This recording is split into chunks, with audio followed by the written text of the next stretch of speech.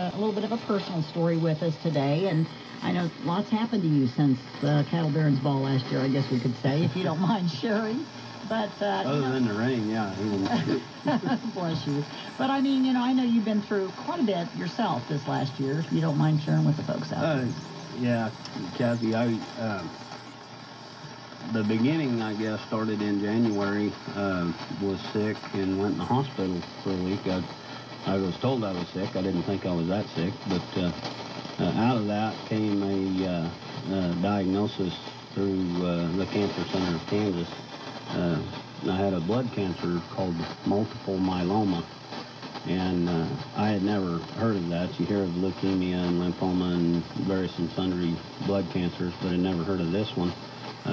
Once I started working with the doctor in Kansas City at KMAN, he described it as the most common, uncommon cancer, blood cancer, that there is.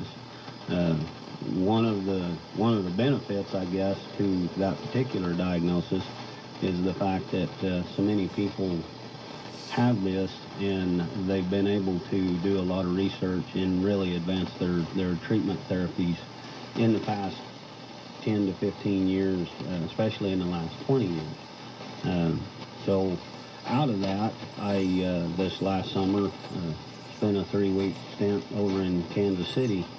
Went through a stem cell transplant, autologous stem cell transplant, meaning that they got to use my own stem cells and stuff.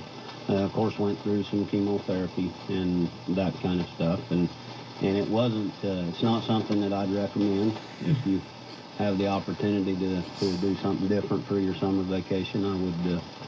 I would recommend that, but this year, that was what was on the slate. So yeah, you have a sense of humor. I mean, really, that's amazing. And of course, I shared with you, I was diagnosed last year with a very rare form, adenoid cystic carcinoma, which I knew nothing about. And just like you said, you'd never hear of these things. Well, until you hear you yourself have it, and then all of a sudden you learn all about it. Exactly. And I mean, there's so many different types of cancer. I did a series back in January, a 10-part series, and talked to a lot of other cancer survivors and family members because it impacts your family. But, I don't think people realize the different types of cancer. And, I mean, obviously technology, treatment options are improving, but... Right. And that's I guess, back to the American Cancer Society in general, a lot of the funds that is raised by the Cancer Society does go into research and different clinical trials and stuff, I guess, are funded by the Cancer Society, and they cover everything. Each type of cancer, I guess, has its own little group that work specifically for that form. We have the Leukemia and Lymphoma Society that deals specifically with blood cancers, but the Cancer Society itself is kind of a broad scope in terms of where their research dollars and stuff. Well, and to throw out another statistic that I came across when I was doing my series, they say 1 out of 3 women, so you gals are off the hook because there's 3 of us here, and 1 in 2 men. In their life will at some point will get cancer. And the nice thing is, and you don't like the word survival, you said that's not a word you like to use when in connection with this. Right, and like I said, the reason being is because my definition of survival, or surviving.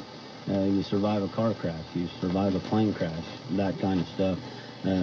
Cancer, you get that, you kind of get in front of it, but you live with it for the rest of your life.